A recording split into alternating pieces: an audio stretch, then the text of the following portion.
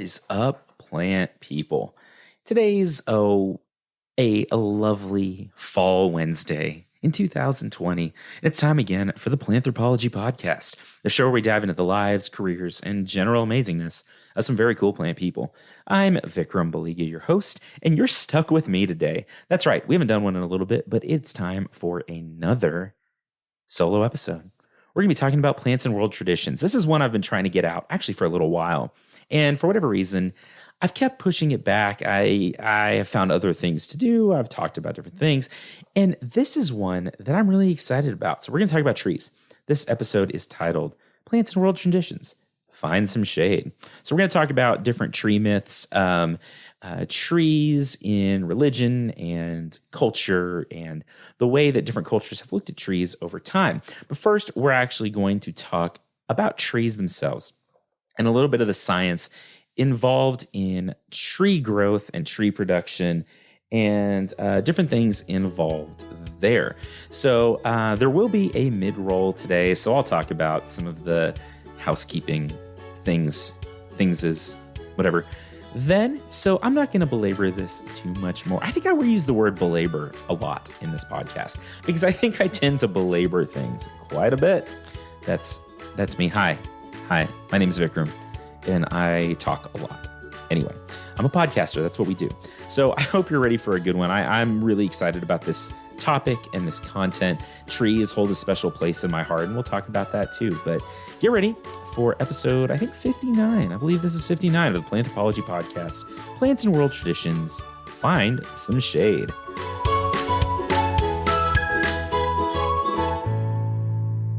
Hey, we're back. Did you enjoy the happy music?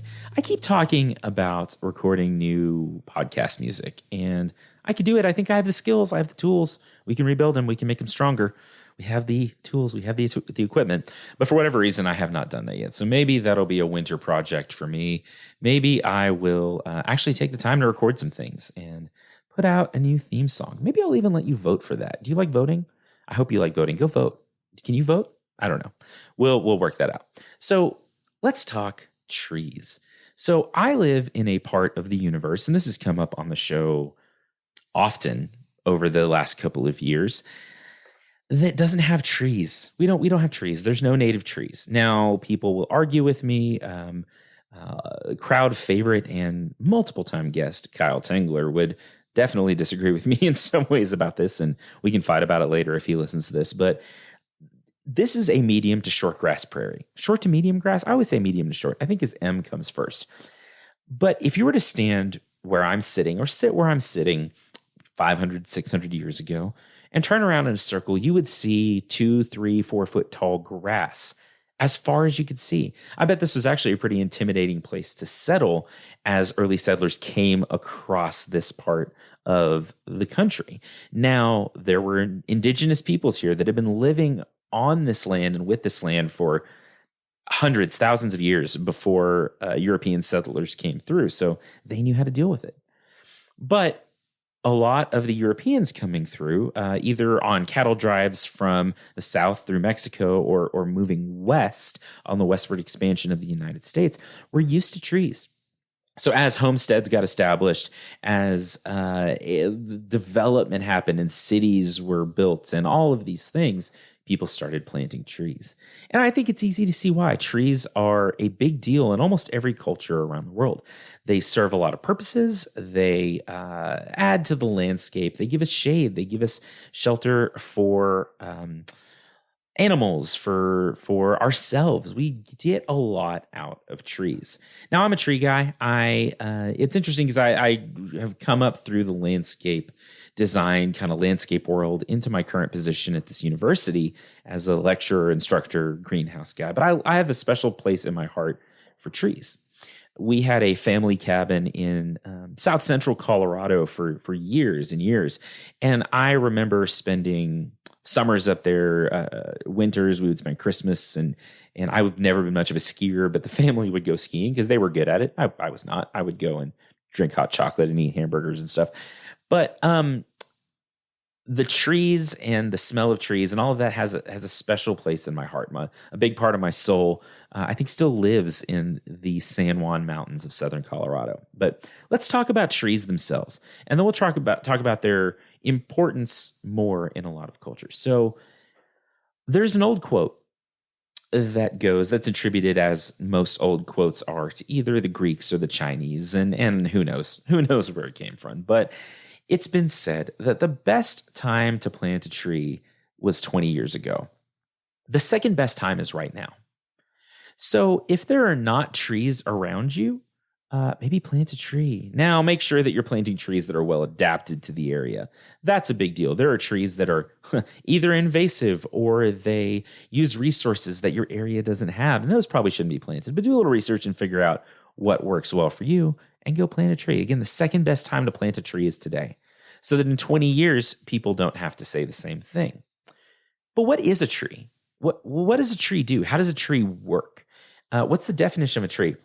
So I'm at least going to blow, I think, someone's mind when I say this, and I apologize, but the word tree doesn't really mean anything. There's a lot of words like species and tree and a lot of biological things that don't really make any difference. They don't really mean anything. And what I mean by that is, how do you define a tree?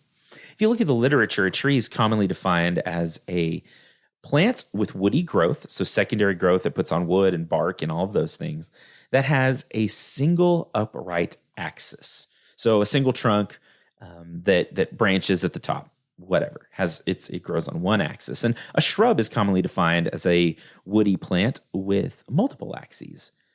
But what about a multi-trunked tree like a red oak? Sometimes they will have multiple trunks, 3, 5, 7 trunks that grow up and develop, even in nature. Are those not trees? Well, they're big, right? They're 20, 30, 50 feet tall, but they have multiple axes. So are they not a tree? Yes, they mostly grow up, right? And let's talk about something like a Vitex agnus castus. You may have heard that called chaste tree or monk pepper or Texas lilac. There's different names for it. So this tree, this plant, I call it a tree because that's often how it's sold. It wants to be a shrub. It's always going to put up root suckers. It grows from the base, it grows from the roots, and it typically, if you were to leave it alone, would have a very shrub-like growth form. It would have multiple axes, it grows multiple trunks, but you can prune it into a tree form. You can prune it into a single axis. So does it become a tree? What is the magical number of pruning cuts you have to make to turn a shrub into a tree? The point I'm trying to make is that when you hear the word tree, it elicits a specific image, right? This big single trunk, this big canopy, this majestic thing, but that word maybe doesn't mean anything. Now, that is scientifically. Colloquially, if I say tree and you think big single trunk with leaves at the top, and that's what I mean, and we're talking about the same thing, it's a tree. Y'all, we split hairs and we get into semantics and science quite a bit when really we should be talking in terms that everybody understands. Now, again, there's no hard and fast rule as to what a tree is, but as we move forward through this episode and as you move forward just in general, maybe think of trees as big, tall things that put on wood and define it really however you like. The specificity sometimes is less important than the understanding that language delivers, and language evolves. So it happens. But generally, we consider a tree a woody plant, a large woody plant that is perennial, lives multiple years, and has a single axis. Trees, again, serve a lot of purposes in the world. And we talk about like O2 production, so oxygen production from a tree. And that's true. They do that a lot. You've probably seen maybe the Trillion Trees Project, where it's like, oh, let's plant 1 trillion more trees in the world. And that's good to replace trees where they've been lost. But should we be planting trees in places where they did not normally exist? Because it turns out that prairie is important. Prairie produces tons of oxygen. Prairie sequesters a lot of carbon, which we'll talk about in just a second, and hides carbon in the soil and adds to soil biology. Ecosystems are driven in a very specific way based on prairie or tundra or different things. So I think by all means plant trees. I plant trees here in Lubbock, Texas, where now that even though they weren't quote unquote native, and let's put a pin in that because maybe native doesn't mean anything either, or it means less than sometimes we think it does. I like having a tree in my yard, and there's enough of them here that no, we're not going to go cut down all of the trees in Lubbock, Texas, so we can be grassland prairie again. Maybe let's just plant trees that make sense. But they do produce a lot of oxygen. They go through this process of photosynthesis, which is this incredible thing where a plant takes solar light radiation, radiant energy, from this big nuclear furnace, 96 million miles, 93 million miles away, one astronomical unit from here, about 7 to 8 light minutes. And through this incredible process, takes water and carbon dioxide out of the air, an invisible gas, and turns it into houses. Now, there's a couple of intermediary steps there where we build sugar and we use those sugars to fuel the protein synthesis that makes all these other things. But plants are typically carbon heavy, and we use those carbohydrates made from photosynthesis to build a tree. And then we take that carbon and we take the carbon locked up from the atmosphere through photosynthesis and we build structures and we lock away that carbon. So responsible forestry, where we're doing things like producing cross-laminated timbers that has almost the strength and fire retardant ability as steel and concrete, and taking carbon out of the atmosphere, growing trees and locking it up in construction, it's not a bad idea. That's a way we could sequester a lot of that. Again, sequester means to hide, whatever, to take out of somewhere and put somewhere where it can't get away. Prairies do that too. Algae does that too, where algae will grow and produce tons of oxygen, lots and lots and lots of oxygen, probably as much as all the trees in the world. So call it maybe 30% algae, 30% prairie, and 30% trees and plants. And then there's another 10% in there that does something else. I'm making up those numbers. Those are not hard and fast rules, but the point I'm trying to make is that there's a balance between different organisms, different photosynthetic organisms in the ecosystem in terms of carbon sequestration and oxygen production. But all those things are really cool to me. I think it's amazing that we can take sunlight and turn it into candy bars and houses and shirts and all of this stuff. It gets me really excited about science. It's again, I'm a plant nerd. That's, I think, part of why you listen to the show, that you may be a little bit of a plant nerd too. Or you just like good stories, which the story of how a tree turns light into houses, I think, is a pretty darn good story. Trees also serve as the habitat for, goodness, so many things in all stages of their life cycle. Birds, squirrels, mammals, whatever. Squirrels are mammals, by the way. I know that. I'm a plant guy, but I at least know that a squirrel's a mammal. But all kinds, from insects to mammals to fungi, use trees as their habitat for protection, for food sources, for living. Even after a tree dies, the amount of biodiversity that lives in a fallen tree trunk is incredible. It's incredible. So trees are important in every stage of their development and every stage of their ecosystem. They stabilize the soil. The roots of a tree is massive. They used to say that a tree looks like a wine cup on a tea saucer. As above, so below. I'm just going to leave that in. And they would say that maybe the canopy of a tree, the top part of a tree, is similar in diameter to the bottom part of a tree, the roots. It's actually probably more like a wine glass on a dinner plate, or a wine glass on your dinner table, where the root system of a tree can extend anywhere from 1.5 to 3 times the height of the tree, or the canopy diameter from the base of the tree. So we have these extensive underground root systems that are doing things like stabilizing soil, holding mountains together, protecting them from erosion. Beaches. There are beaches in the world that are held together by mangroves that grow in the water and keep the sand and stuff in place. They mitigate the effects of hurricanes as soil tries to wash back out to sea. Those trees hold it in place. They stand up to the incredible forces of nature, and they keep doing their thing. Trees are incredible, really incredible organisms. that do a lot of things. They even do something called hydraulic lift, where in somewhere where I live, we have fairly sandy soils and a fairly shallow water table. We can drill down and usually hit aquifer in 100 to 200 feet, which compared to some places is pretty shallow. Tree roots can get down there in those sandy soils, and as they pull water out through capillary action in these saturated soils, they'll actually move the water table up a little bit closer to the surface, where the roots of other plants may be able to get to it. It's really something really pretty neat. Do trees control the weather? Yeah, probably. Probably they do. There's been data in different places, in desert areas, through parts of Africa and through Australia and South America, and even in the US, where tree planting and tree restoration, again, we should be putting things as much as we can back to how they should be, or at least planting things that make sense. Those processes can actually increase rainfall, reduce temperature by shading the soil and keeping the re-radiation of solar energy down to a minimum. There's a lot that trees do for this planet. Also, they're awesome. I want to tell you a story about a tree. So growing up, my mom and I, until I was about 10 years old, 9 or 10 years old, lived with my grandparents.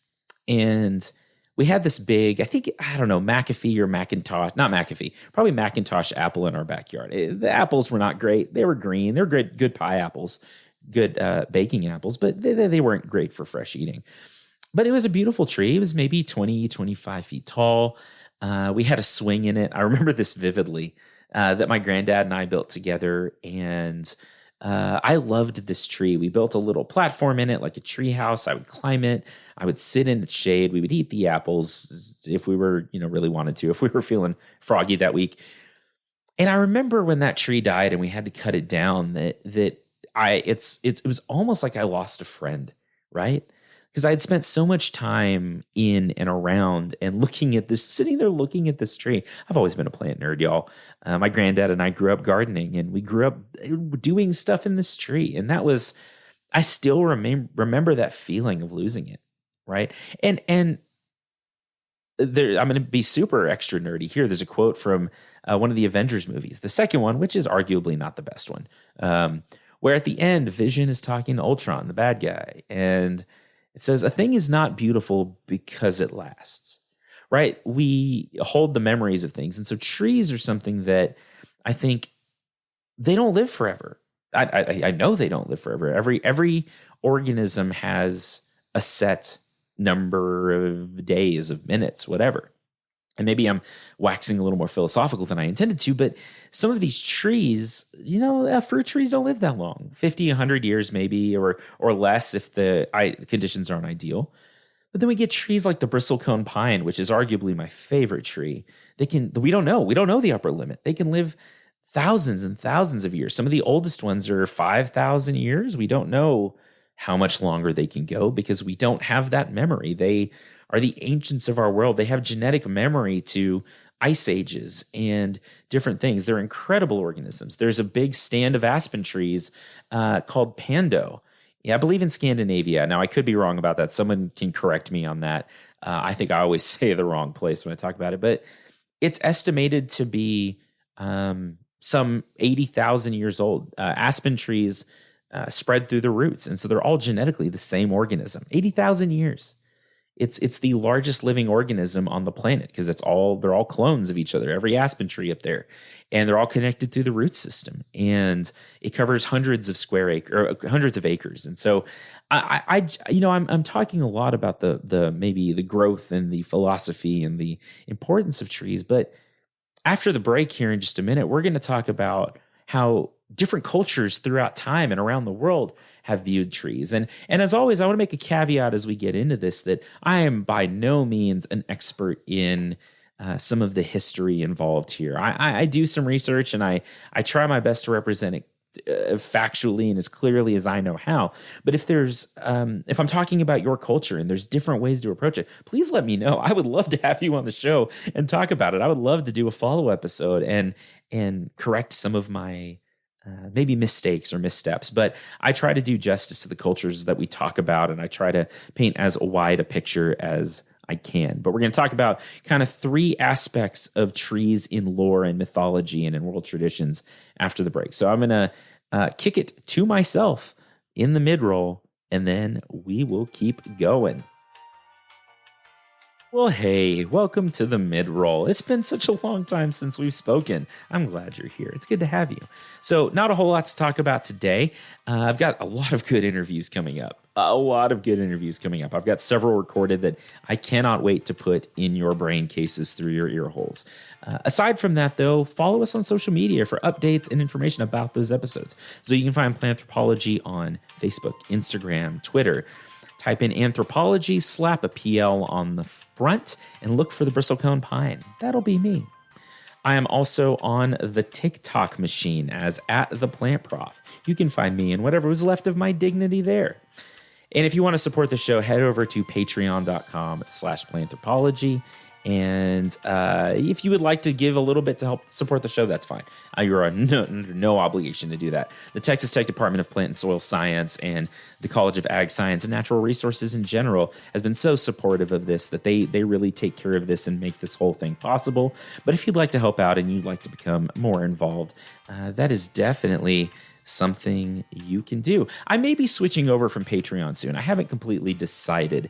I feel like I'm maybe shortchanging my patrons a little bit, and I say that in all honesty. I'm not great at getting out bonus content. I barely sometimes get my main episodes out. So I may be switching over to Buy Me a Coffee or one of these other services that are either more single transactional or less long-term, but you can still donate long-term if you'd like to. But we'll talk about that more later, but it's something I'm kicking around. So I would love to get your input on that. If you want to message me on social media or email me at planthropologypod@gmail.com and let me know your thoughts about subscriptions and different subscription services or your desire to support the show. I would appreciate that.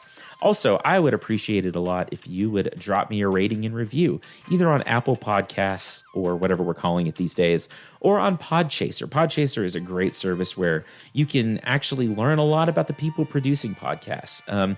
I really love their interface. I love the user experience there, and I really value the feedback and the opportunity to give. So if you have a few minutes and you want to leave me a 5-star or an honest review, I hope you're giving me honest 5-star reviews and ratings and all of that, either on Apple Podcasts or Podchaser or anywhere else that you can leave a review. I would really appreciate it. So that's about all. Mid-roll over. Let's get back to the show.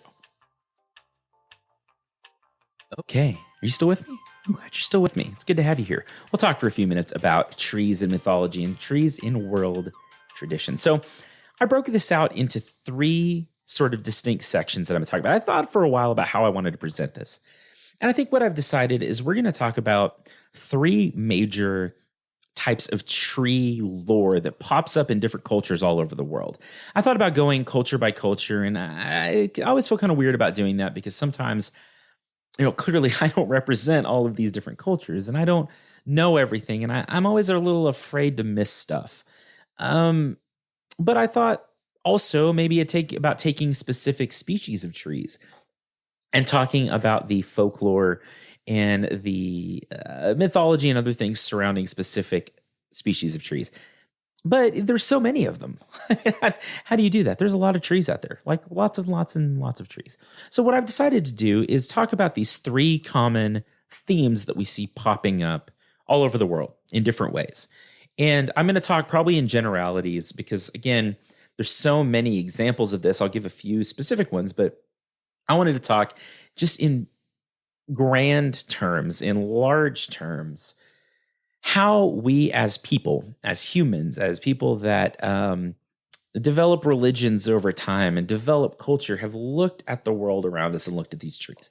So we're going to talk about world trees, which are maybe some of the more common traditions that are involved here. We're going to talk about trees of life, and then we're going to talk about tree deities. And then I may do a follow-up episode because there's so much richness here, and I may take one of those other, ideas or plans of attack and do a follow-up episode to this here later in the year or beginning of next year, okay? So actually, that's another thing you can let me know. How would you like me to proceed? Would you like to hear more about this? Would you like me to approach it in a specific way? Is there a culture or a group of cultures that you would really like me to tackle? Please let me know. Okay. But let's start with world trees. So, what is the world tree? World trees can be a lot of different things. There's a lot of different ways to look at it. And one way that we look at it, or one way that cultures have kind of conceptualized world trees, is that the entire world or the universe is one big tree. And there's different ways that this has been approached. So one of the more maybe popular, at least in the West, that we talk a lot about is the Norse world tree Yggdrasil. So it is a great ash tree, which actually we see the ash tree pop up in a lot of different traditions, which is, to me, very fascinating. But the world tree was used as a way that gods and messengers would travel from world to world, and different parts of this world tree represented different realms and different worlds. And so the Norse believed that the world tree kind of ran like an axis or pole through this world and the realms above and below it.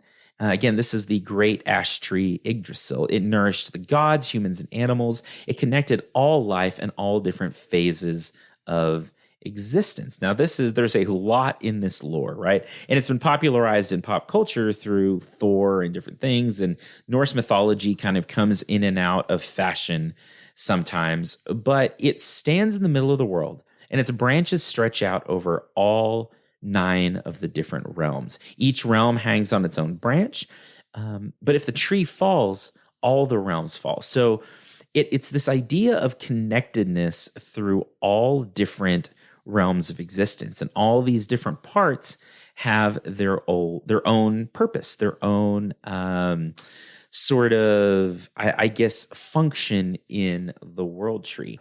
It was the world tree Yggdrasil was carried by 3 enormous roots. There's a well located in the lore next to each of the roots. And they both kind of plugged into different realms, like realms of life or of poison, of eternity, and all of these different things.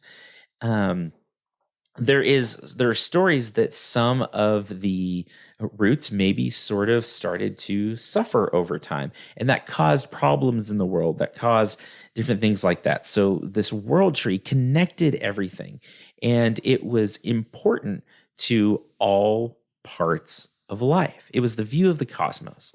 And the world tree could be even called the universe tree, supported everything. And the gods lived at the center of this great tree. But we see this kind of tradition of this world trees in different cultures, not just in Europe either. I mean, we do see a lot in Europe through Latvia, Lithuania, northern Germany. In this tradition, it was thought to maybe be an oak or a birch or an apple, maybe more common in some of these areas. And the spirits of the dead lived in the world tree, right? When you die or when someone would die, their spirit would go and inhabit this tree. Greek folk tales talked of the underworld and demons or goblins or whatever, who would try to cut the roots of the world tree, essentially, that would hold up earth and sky. And there's similar, I guess, iconography and similar pictures of this even in Norse mythology, where there were evil serpents gnawing at Yggdrasil's roots. In India, we go over to the east into the Southeast Asia. There was a cosmic tree that kind of did the same thing. It was the sort of collection of all of existence. An interesting thing is that this tree was thought to kind of grow upside down, where its roots stretched into the sky and its branches grew down and covered the earth and helped protect the earth. So we see world tree traditions pop up all over the place, all over the world. And again, a lot of traditions, for whatever reason, and it may be that this tree was kind of ubiquitous, they find them everywhere. But the ash tree pops up over and over and over again.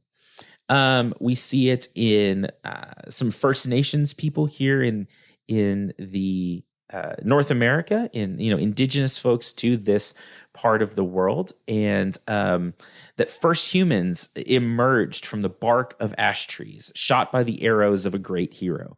In Norse mythology, in addition to Yggdrasil being a giant ash tree, man and woman are created from an ash tree and an elm tree. So two very common trees there. Ash wood is pretty strong. It's resilient. It's made into everything from tools and arrow hafts or shafts to baseball bats. In classical mythology, Cupid's arrows were made of ash wood. And it's oftentimes the ash tree is used as a love charm in many folklore. So the ash tree serves purposes all over the world. And when we think about and talk about kind of convergent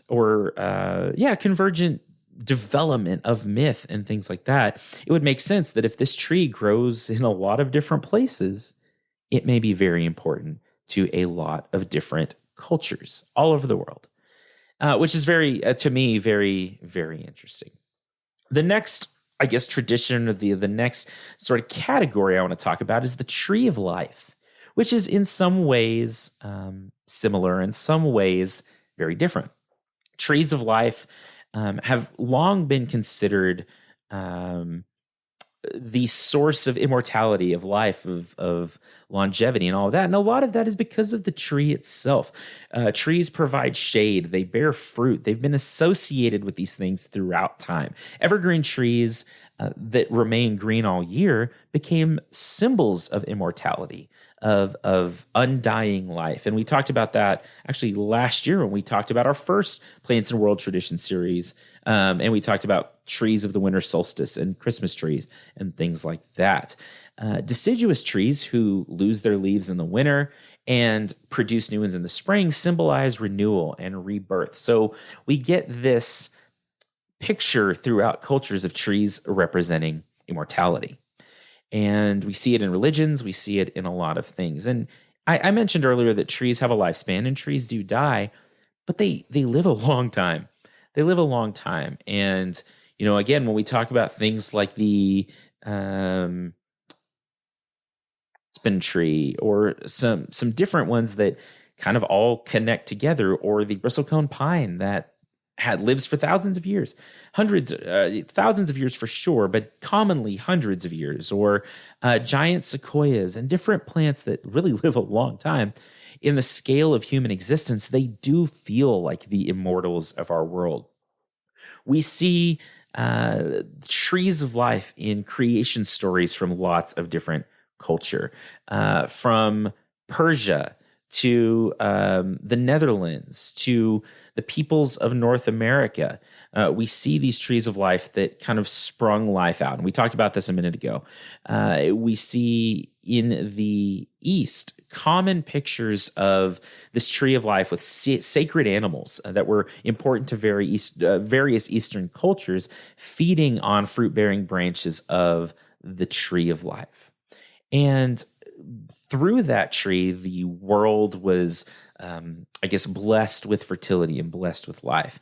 Both Persian and Slavic myths tell of a tree that bore the seeds that end up with as all of the world's plants. It may have looked like a ordinary tree, but in some Persian stories, it was guarded by a dragon. Actually, both in Persian and Slavic stories, it was guarded by a dragon. And so peoples of a lot of these cultures would take cutting down a tree very seriously. If the tree of life looked like an ordinary tree, and you may just cut it down by accident, and it was guarded by a dragon, you might be pretty careful about cutting that tree down, right? The Slavs, oftentimes, Slavic peoples would perform sacred ceremonies before taking down a tree because they were so revered. Persians would try their best not to cut down trees, and they would harvest and use trees that fell naturally through natural causes, old age, storms, whatever else. If the tree was on the ground, it was there for them to use. Trees of life were also often connected with wisdom, life and wisdom, a lot of times in many cultures, probably should and do go hand in hand. The life of Buddha, the story of the life of the Buddha, which I say that like such a Texan, Buddha. I'm sorry. I can't help it. Sometimes my West Texas drawl comes out. Was said to have sat under a fig tree and have gained spiritual enlightenment through his connection with this tree, or by spending time under this tree. It was maybe not the direct cause, but as he spent time under this tree, over time he found enlightenment. He reached enlightenment. In Christian theology, the story of the tree of life and the tree of the knowledge of good and evil are seen in the story of the Garden of Eden. In, again, Christian theology, God ordered Adam and Eve, who were the first man and woman, not to eat the fruit of either tree. Turns out that they decided that, hey, this looks pretty good, and they ate from the tree of knowledge, and they became aware of guilt and shame and sin. They were cast out of the garden, out of paradise because of it, and they were not allowed to eat from the tree of life, which would have given them immortality. It's an interesting picture in this tradition of decisions, right? Of people maybe deciding on not the best thing, of following things other than God in the tradition.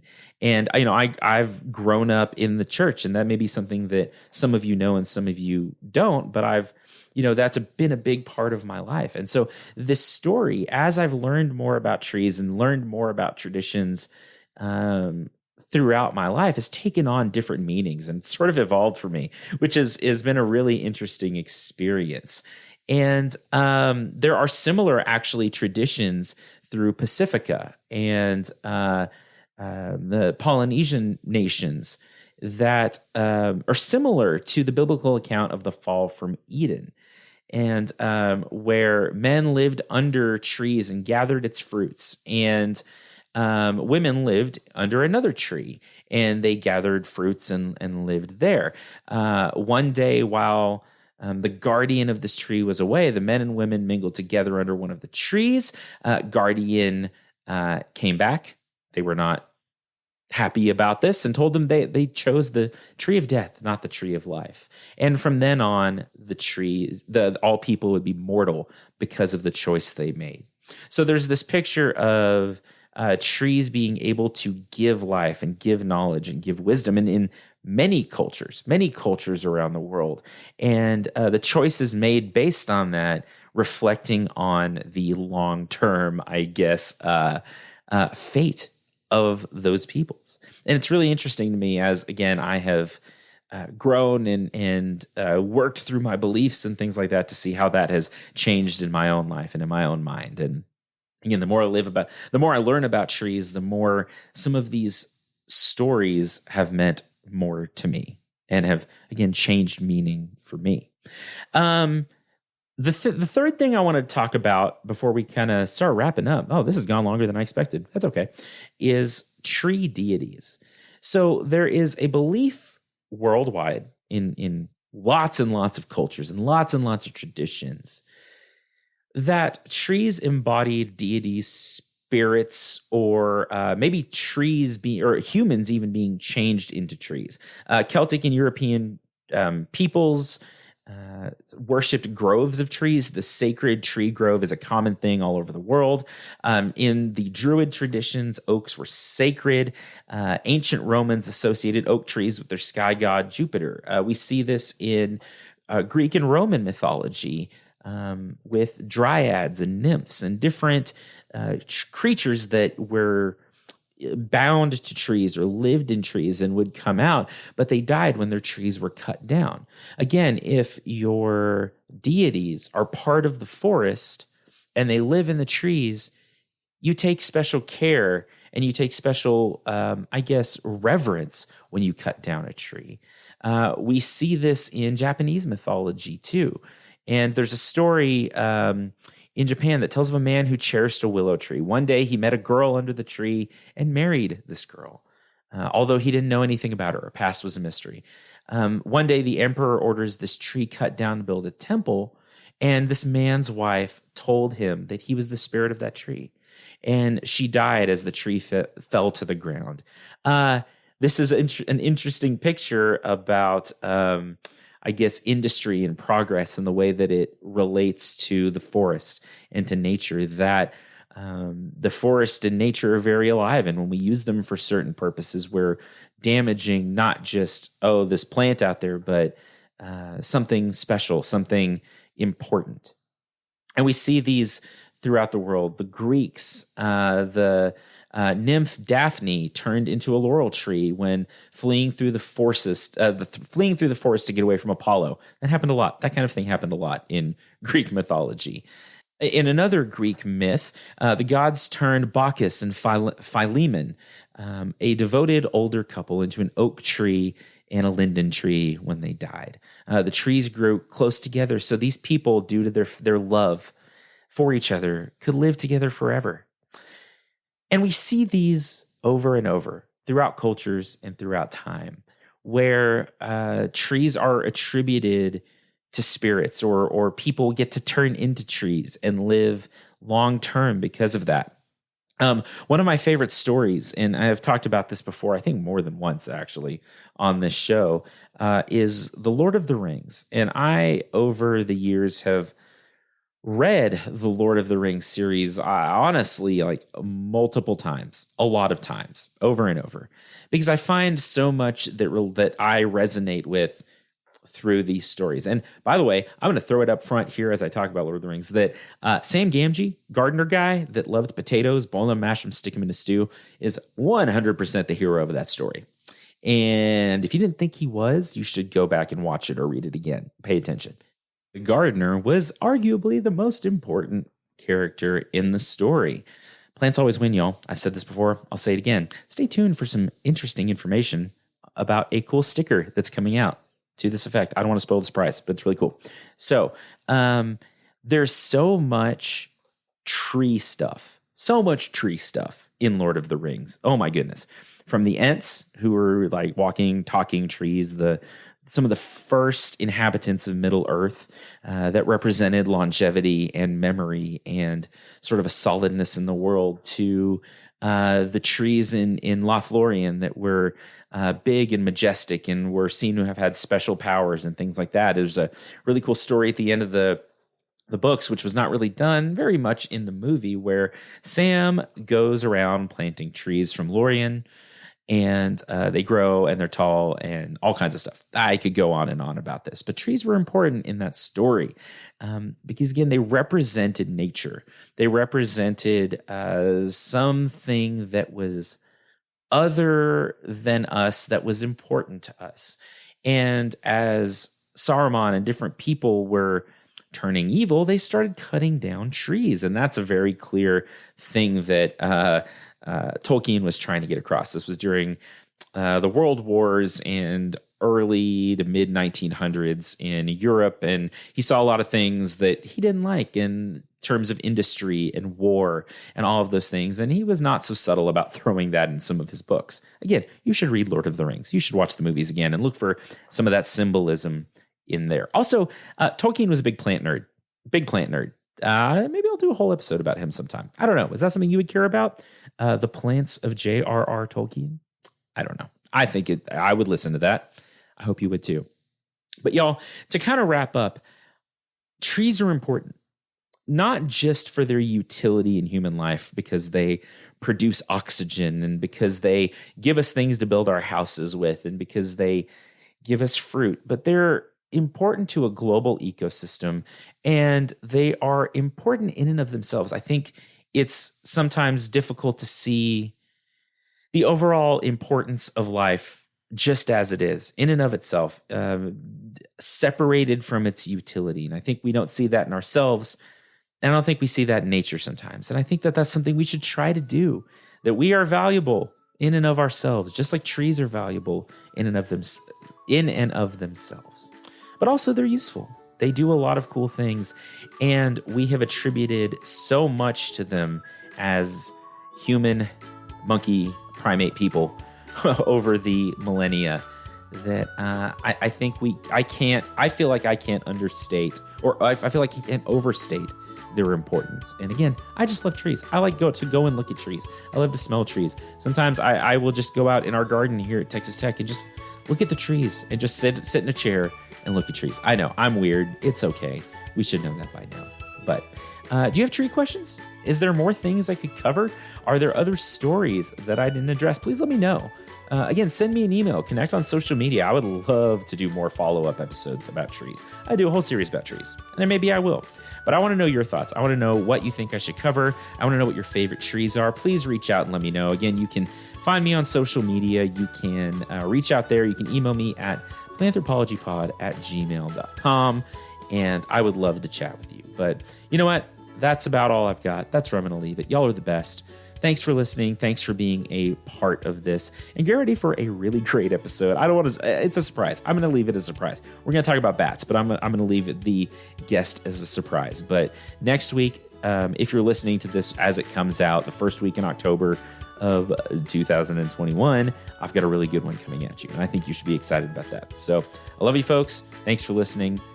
Keep being cool plant people. Keep being nice to each other. If you're not being nice already, maybe start being nice to each other. But take care, be safe, and we'll talk soon.